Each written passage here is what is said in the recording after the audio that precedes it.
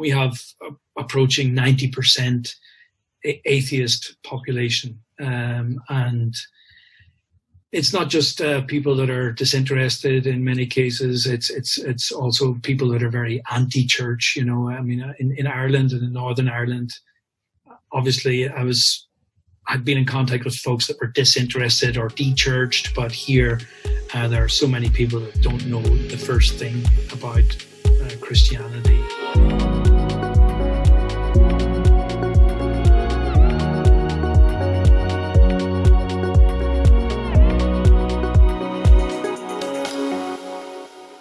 Rev Dr Barry Sloan, thank you so much for looking for some time to spend with me in this interview. Welcome to the podcast. Thanks, Mighty. Lovely to be with you. So how are you today? Doing grand here. Had a couple of days at home. I'm usually on the road a lot, so a couple of office days where I get to answer all those lovely emails that plague the life out of us all. Of course, and you know, being Methodists, sometimes the more meetings you attend, the more spiritual, in quotation quotes, you get. yeah. Right. I actually thought this morning, almost thought this is tweetable. You know, I was looking at our escape room. Maybe I'll mention it later when we talk about our mission bus. But we have an escape room, and I just thought, you know, I often think of committee meetings like escape rooms. You know, it's more difficult to get out of a committee meeting than to solve some of the puzzles in escape rooms. Yeah. Right. Anyway. Yeah. And so you've mentioned the mission bus. I think it's a good place to start. If you could let us know what is your role with the church in Germany and, of course, with the British Methodist Church where you're originally from. Yeah. Well, I'm originally from just outside Belfast in Northern Ireland, and I'm serving as a mission partner from the Irish Methodist Church, the Methodist Church in Ireland, to Germany. And I've been in Germany for about 21 years now. My wife and I both serving here. And for the last, I came originally I was a pastor, 3-point charge, here in a city called Chemnitz in former Eastern Germany.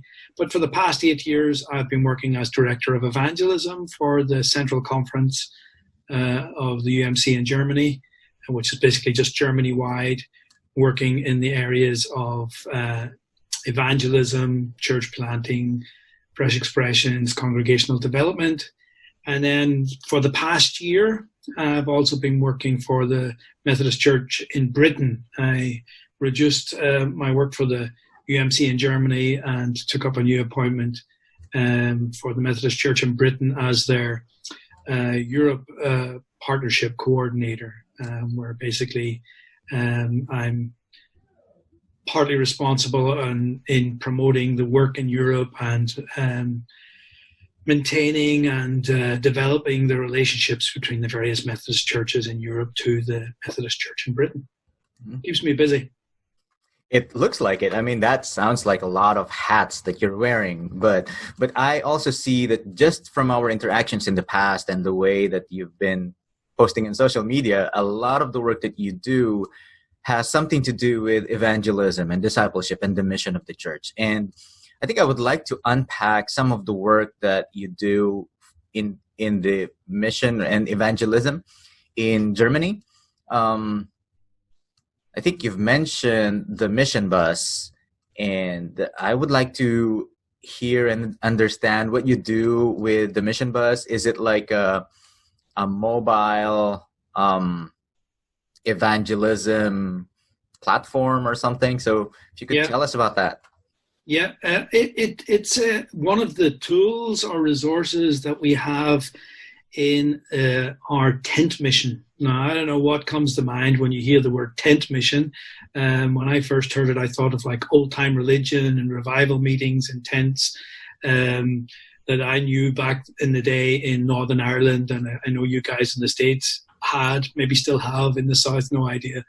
But tent mission here is very different. It's developed. It's become a modern version of tent ministries and tent mission. So basically, We still call it tent mission, but we have many more resources than just the around about 10 marquee tents that we have that serve up to a audience size of audience up to about 600 people, seating for about 600 people in these marquee tents. So we can't do the traditional sort of like huge tent meeting where you have congresses or conferences and guest speakers and, you know, a very colored program and lots of things happening from the front.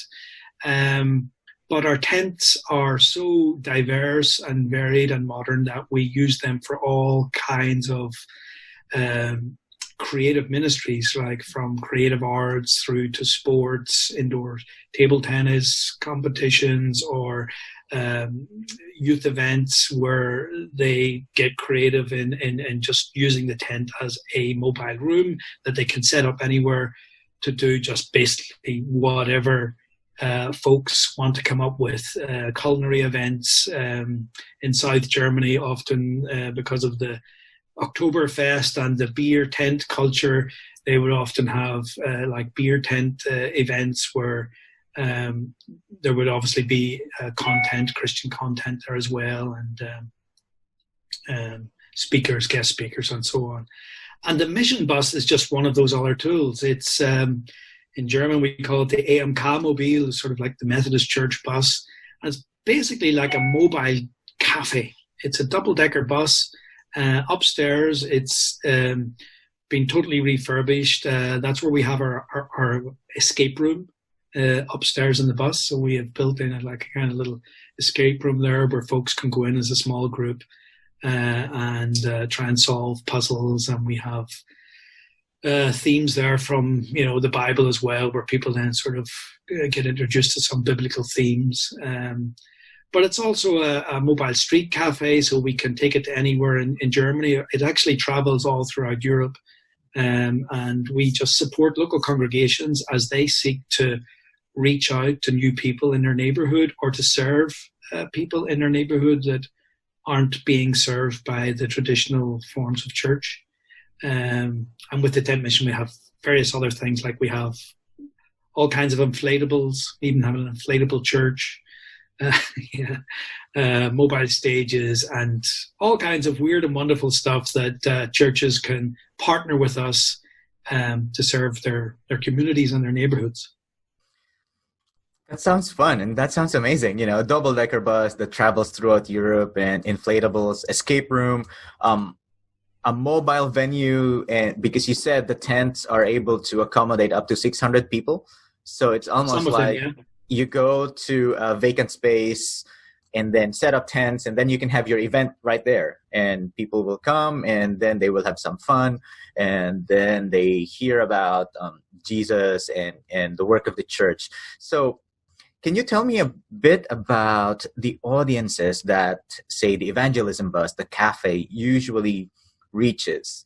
And maybe we can talk a little bit about when people say, and I've heard this several times, that Europe is a post-Christian society. What does that mean for the church and for evangelism and discipleship? Yeah, great question. I mean, obviously, the easy answer would be that we serve the full spectrum, all kinds of people. Our materials are obviously also used for church events. So we would go there with tents or with the bus or with our other resources and tools and toys and to church events, anniversaries and so on. So there we're basically serving and ministering to and with church communities. But then we have lots of church communities that come and say, okay, we want to now try to reach out to different folks, folks that would never darken a church door, folks that would never dream of coming to church. And here in Europe, that's the vast majority of people. I suppose that's the post-Christian society. The part of Germany where I live, it's in the former East Germany, the former German Democratic Republic, which had 40 years of like communist atheistic state. and its legacy is still felt today when you have 40 years of the church almost being a enemy of the state, and the propaganda against the church that obviously had an effect. And in society today, where I live and work in Chemnitz, formerly known as Karl-Marx-Stadt in GDR times, in East German times, we have approaching 90% atheist population, and it's not just people that are disinterested. In many cases, it's also people that are very anti-church. I mean, in Ireland and in Northern Ireland, obviously, I'd been in contact with folks that were disinterested or de-churched, but here there are so many people that don't know the first thing about Christianity. And when I go back home to Ireland and Northern Ireland and try to share with my colleagues there what ministry is like here in Germany, I sometimes use the following picture or description, and it could maybe work for you guys in the States as well. I say I'm in Belfast and I'm talking to a church, and I would say to my Belfast brothers and sisters, I would say, imagine if you were to go outside your church in downtown Belfast here, and it was your mission and challenge to encourage and invite and ask people to become Hindus. And they would all look at me, why would we do that? And that'd be impossible. I mean, we're in Belfast. It's a very small, non-existent Hindu community, I'm sure, but it's just the same kind of mental leap is necessary for folks here in this part of the world where I'm ministering to become Christian, because many of them would just think, well, why would I do that? It's just so off the scale, and it's very different to an Irish context, very different to maybe the southern states in the US. We're basically starting from not only from scratch, but also in our case here, trying to break down a lot of the prejudices and the walls that have been built up, the mistrust and the misinformation against the church. And so post-Christian society here doesn't just mean that people don't go to church anymore. It also means that they have some, in this East German context, they have some pretty misconceived ideas about what Christians are and what church is.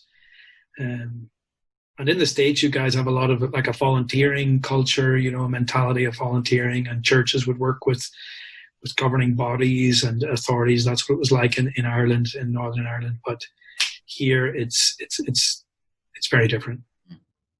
Yeah.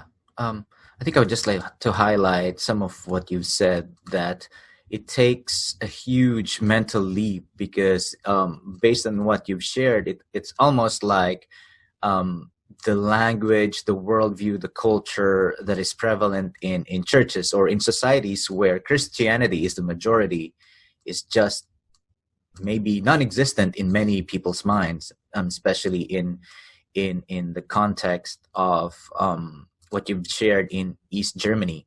I think I have a similar experience that was related to me. I grew up in the Philippines, and it's pretty much 90% or thereabouts Roman Catholic, and so faith and Jesus talk is just very easy to do in the society.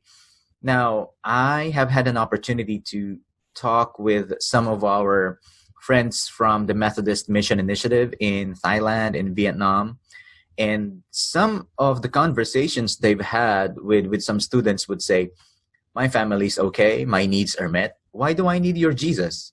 And so I think this leads me to my next question. So in the context of that worldview, of the absence of ideas about the church, the Christian faith, and even, as you said, anti-church attitudes, what does evangelism look like? And how is the church, or how do Christians reach out to their neighbors and show God's love to them?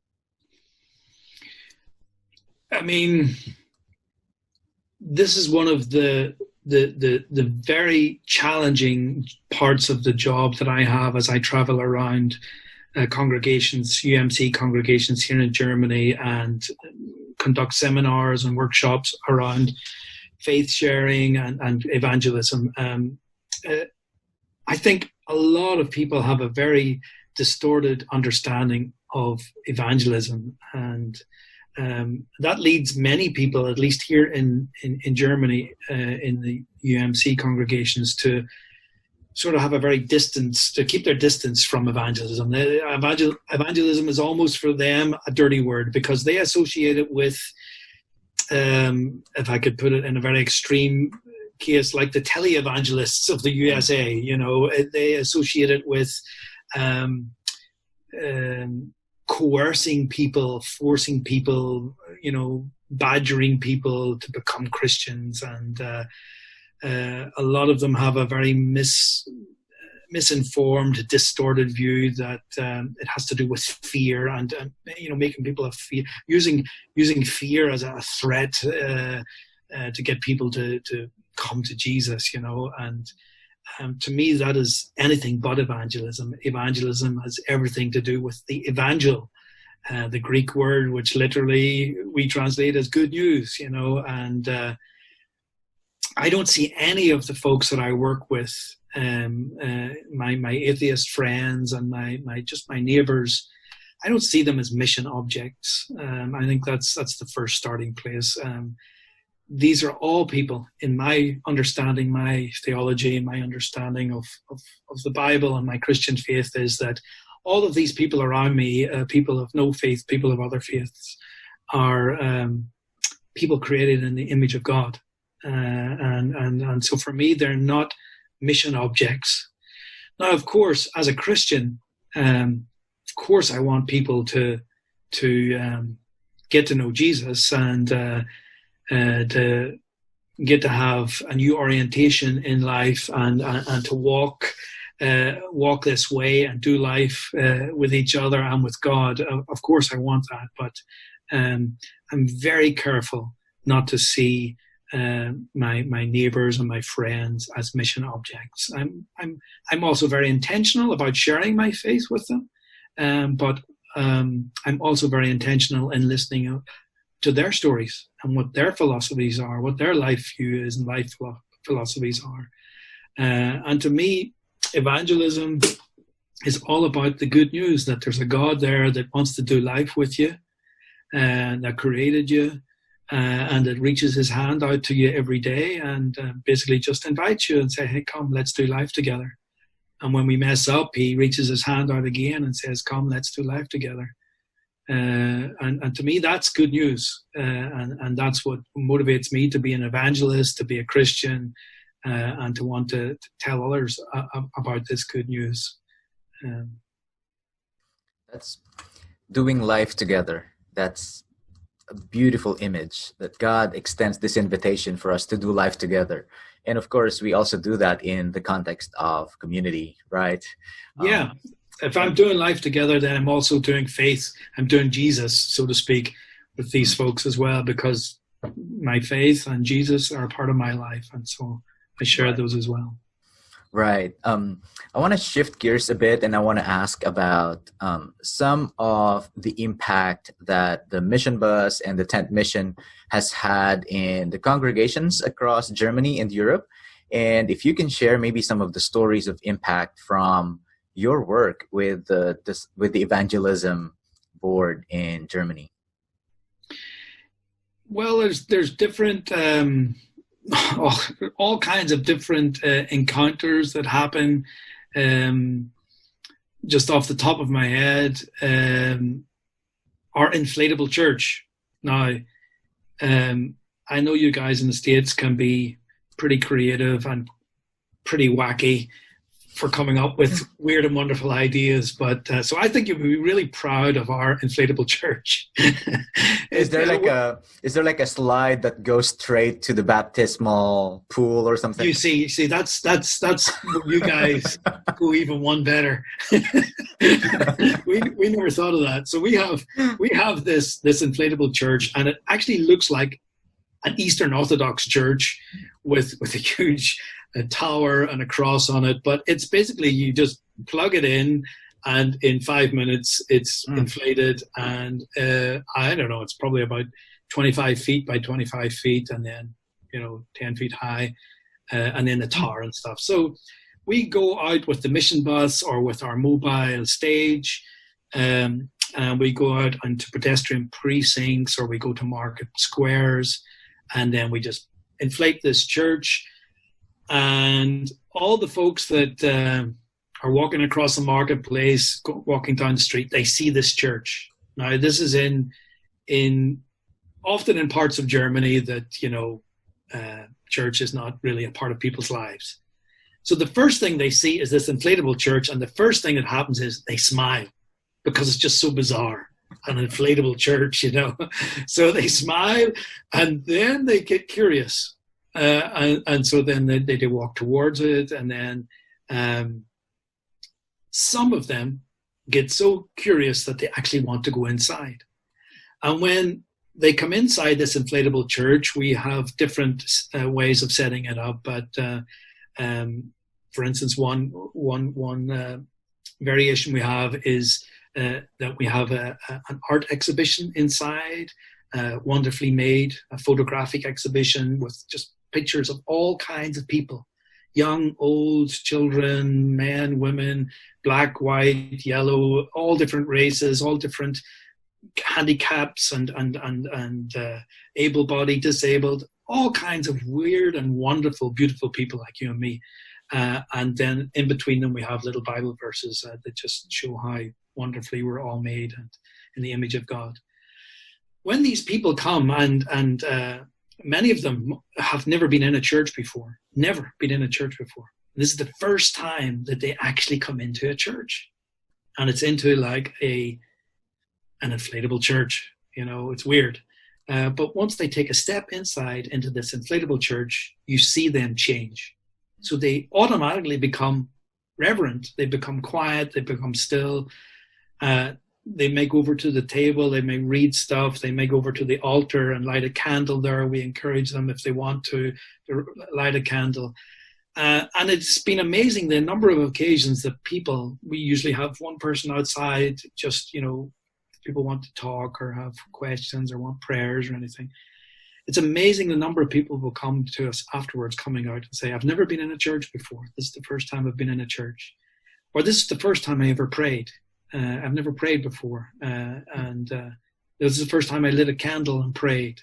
That's one example that just sort of comes to mind. But there are so many encounters with all these different activities that we have. If you think about it, if you're going out into your neighborhood to bless the neighborhood, and if you can really do it in such a way that there's not a hook, or that you're not doing it as, we're doing this because we really want you to come and join our church. But if you just say, hey, we're doing this because we're Christians. What do Christians do? Christians be salt and light, and they go out and they bless people. And so we're going out and we're going to have a fun day and bless this neighborhood. Conversations happen, encounters happen, stuff happens, people are blessed, God happens. Amen. That's a beautiful story, Barry. And I think just when people who have never been to a church, never prayed, and had an opportunity to connect with the divine through of all things, the inflatable church, right? I think that's a beautiful ministry. That's a beautiful way to engage the community in mission. And it's not bringing people into the church, the usual church, but rather bringing the church to where the people are. And I think literally. Literally. Yeah. Although it's an inflatable form, the building at least, because of course the church is us people who make up. There's also a lot of hot air in a lot of churches. Good point. Right. I think just a little bit of background as well, because I'm sure that a lot of people are not familiar about, say, the religious landscape in Europe and in Germany. And I know that in many countries in Europe, they do have state churches, right? Like in Germany, it's Lutheran, that's the state church. So can you talk a little bit about what that means for people's lives, to have a state church? And if they belong to it, how do they support it and things like that? Yeah, it's incredible. I mean, where I'm living in this region is actually the heart of the Reformation, the Protestant Reformation, with Martin Luther. Not far from here, there are two state churches in Germany: the Catholic Church and the Protestant state church, Reformed or Lutheran, and they're basically losing hundreds of thousands of members every year. So if you're a member of the state church, then you get church tax deducted from your salary at source. That goes to pay for all the ministers and the upkeep of the buildings in the state churches. And because fewer and fewer people are actually active members and attend church, they are actually giving up their membership, and so their numbers are decreasing, which is leading to huge structural problems and restructuring in the two state churches. But it's the same in many free churches here in Germany as well. Those folks who are members of the state churches, I probably would know the Protestant side more than the Catholic side, but a lot of them are active. Others say they want to stay members because they want a Christian burial, or they want, to be able to be married or have these rites of passage and stuff. But I would say that the church in general, state church and free churches, are having less and less influence in Germany, and have been. This decline has been like this for the past 30, 40 years. Wow. So most people, their offering is deducted from their salary, and then the government will pay the ministers and the church upkeep. So sometimes they don't need to give their offerings like the way that we do it, say, in the Philippines or here in the States, where you go to the altar and drop your offering or something like that. Is that fair? Yeah, in the state churches, there will be maybe like a collection box at the door on the way out, and you can put in your offering there. But they also do have free will offerings at church services that are usually for special events or special causes. But the main tithing, as we would seek to practice it in the Methodist congregations and churches, it's not the same in the Lutheran State Church. Right. And I know we don't have enough time to unpack this decline of membership in the churches in this, but maybe if you could share one reason that you think that the decline is happening. I think we have lost the plot as the Church of Christ. That's probably my take on it, for what it's worth, rightly or wrongly. I think we have forgotten what it means to be church and to do church and to live church, to be the body of Christ. We have too often made it about us and have forgotten that our calling is to the world and to our neighbors, and of course Christ through us to the world. But we've got too comfortable, and we've got too dependent on keeping our shop open and keeping our programs going, and keeping all the plates spinning that we just are busying ourselves with. And I think this is very simplistic. I know it's very simplistic, but I just want to provoke a thought as well in what I'm saying.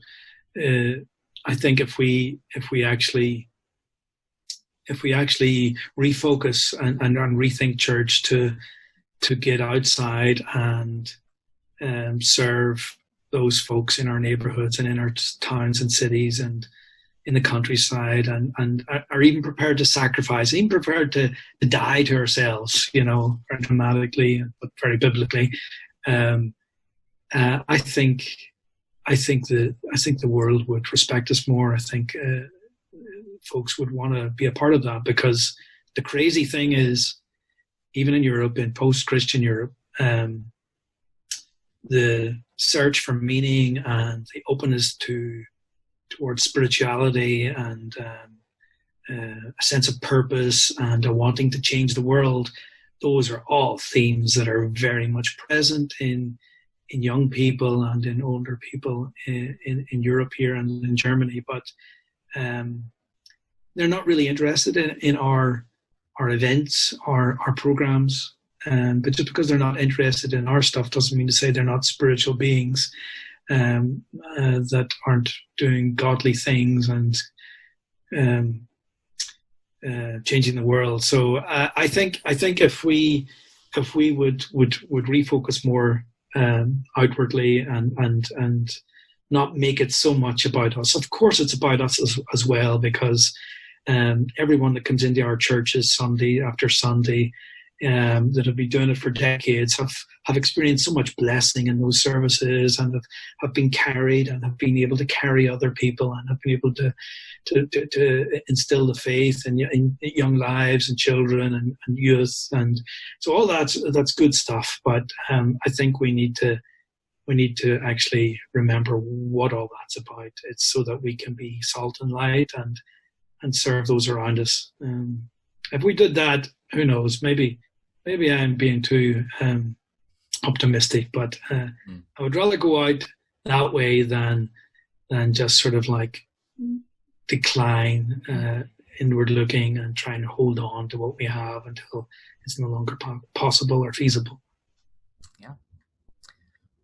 Thank you, Barry. I know there's a lot of challenge for us as church to go out and be Christ in our communities and in our societies. Speaking of reaching out and sharing God's love to our neighbors and our communities, can you tell us about your Inspire Chemnitz project? Because that has been a very inspirational project in terms of engaging your community. And so can you tell us, like, how did that start and what do you do there? Yeah, Inspire is I have no idea what I call it. It's our community project, Fresh Expressions project in Chemnitz, downtown Chemnitz. Chemnitz is a city, about 250,000 population. We have 2 United Methodist congregations in this city and a number of other Lutheran churches and Catholic churches and free churches. But in this part of town called the Brule, it's been pretty much dilapidated and neglected since the political changes in 1989. And then about 5 years ago, myself and my wife and a handful of other Christians from different churches in Chemnitz just decided to get together and to become part of the Brule community and to try and breathe new life into this part of town, into this neighborhood. So we rented premises there and started off with 8 of us. We got to know the other activists and the other people who were already working on the Brule, the shops, the business owners, the few people that were just trying to hang in there. And we said, look, we're a bunch of Christians. And people are automatically, okay, what do you guys want here? But we basically said, we don't want to be a little Christian subculture. We're Inspire and we do our Christian thing here in these rooms. And the rest of the life, just happens outside. We said, we actually want to work with you guys. We want to find out how we can serve this neighborhood, and we'll bring our Christian values and our Christian way of life. But basically we want to be a blessing to this neighborhood. And so they were very cautious, as you can imagine, in this part of the world. But we built relationships, and our motto basically is touching hearts it sounds better in German, actually. It's usually the other way around. But when I translate it, it's touching hearts, moving people, breathing new life into the brule.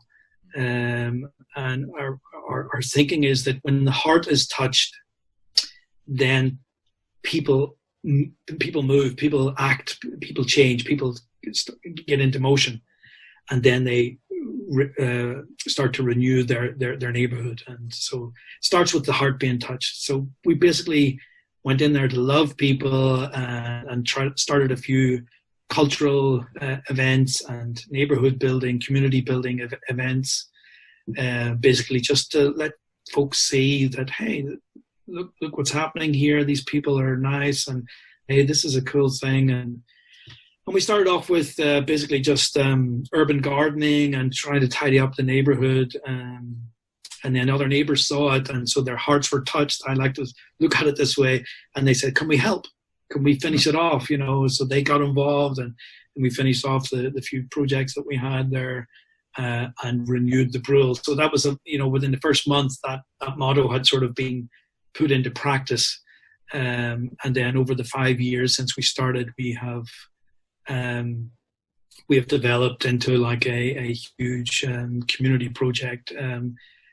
Basically, in one sense, a living room on the brule where people meet. And again, 90% of the folks that go to Inspire have nothing to do with church, but they know that we're Christians, and they're open to what we do. And so we have singer-songwriter evenings. We have English language courses for senior citizens. We have wine tastings, whiskey tastings.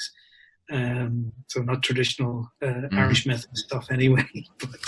But, they're great. They're great evenings where people come and we have a very respectful approach to alcohol. So it's not just like a crazy rowdy party. It's typically German, very scientific and exact. And in Ireland we would probably just want to drink the whiskey, but the Germans have to analyze it. And but all great ways of just building bridges. And in 2015 all the refugees came into Germany, and Inspire has been very, very central, very much involved in helping the refugees settle into this part of the neighborhood and integration. And one big branch of our Inspire work turned out to be our Inspire Kids, which is our children's and family work, and working together with our Bethany Foundation, which is a Methodist foundation here in Germany. We now have a number of social workers who are working there and doing family work and children's ministries with refugee children and German children, some of them from difficult backgrounds, and basically just, again, doing life with the neighbors. It's amazing. The way that you put it, like a big living room where different kinds of people would come together and do life together, as you've said, which is a common theme that I think we've been talking about. And I would just like to highlight some of the things that you've been doing. Just making connections, providing some events and spaces where people can come together. And as you said, they know that you are Christians and that you also share your faith and your values, but it's not like come be a member of our church. That's not the approach. And then your ministry has grown. You have some singer-songwriter nights, and you've worked with children and families, especially when the refugees started coming to Chemnitz. And I would also just like to highlight this as a very important ministry in light of the refugee and immigration situation in Europe, that I know that Chemnitz was the site of a demonstration sometime back, maybe a year or two ago. Folks showed up and demanded that there be no refugees. And I think that, and again, you could speak a little bit to that, but providing an opportunity for the community to build those bridges, I believe, is a very Christian act. It's a way for us to show that God loves us no matter where we are from. Yeah, and I mean we're just very humble and grateful that we have an opportunity to serve and to be a part of some kind of reconciliation and bridge building ministry there in these times when in Chemnitz there, as you say, have been really some difficult problems and tensions. And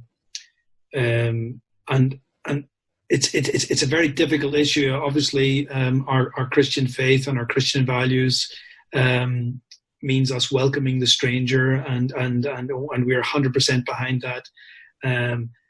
On the other hand, there are a lot of folks in Chemnitz that are struggling to make ends meet and feel that they've been sort of thrown by the wayside since the reunification of Germany.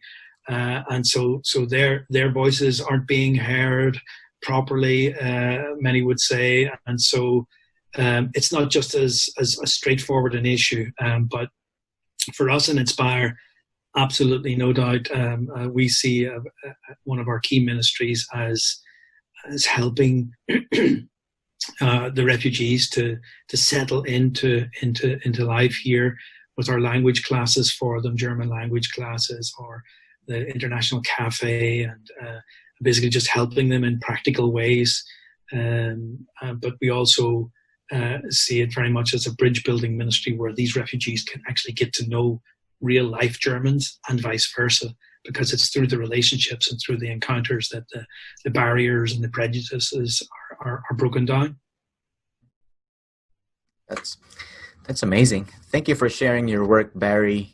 And I know this had been a very heartwarming interview and talk.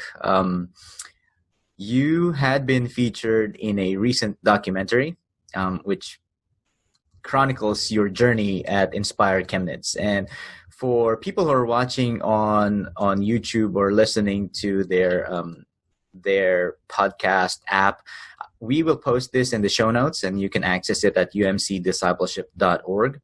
And if people are interested to learn more about you and the work that you do, Barry, where is the best place online where they can find you? Probably, good question. I'm on Facebook, but I don't know how long I'm going to be on Facebook for. Thinking about Facebook.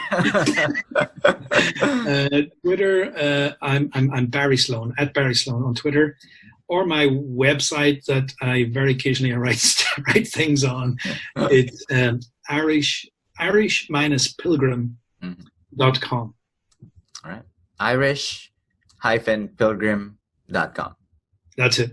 All right. Yeah. And we don't have time to unpack this right now, but I know that you also write your own songs, and you've written a book about being an Irish pilgrim. And so... What do you mean we don't have time to talk about it? Well, I want to be respectful of your time, and I think I'm only kidding. We've crossed the 50-minute mark now, so... No. All good, Maddie. I was only joking.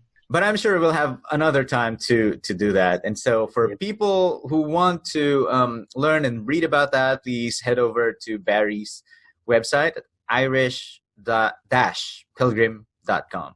So, Reverend Barry Sloan, thank you so much for your time and for sharing your heart and your ministry to me and to the global connection of the United Methodist Church.